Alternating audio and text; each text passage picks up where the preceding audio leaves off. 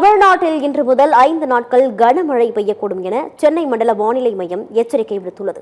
தென்மேற்கு பருவமழை தெற்கு வங்கக்கடலின் சில பகுதிகள், அந்தமான் கடல் பகுதிகள், அந்தமான் மற்றும் நிக்கோபார் தீவு பகுதிகளில் நாளை துவங்கக்கூடும் என கணிக்கப்பட்டுள்ளது.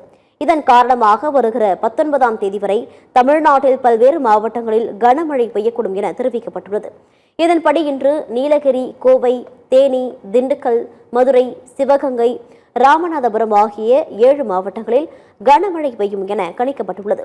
நாளை கோவை மற்றும் நீலகிரி மாவட்டங்கள், நாளை மறுதினம் கோவை, நீலகிரி, ஈரோடு, சேலம், தருமபுரி, கிருஷ்ணகிரி மாவட்டங்களுக்கும் மஞ்சள் எச்சரிக்கை விடுக்கப்பட்டுள்ளது.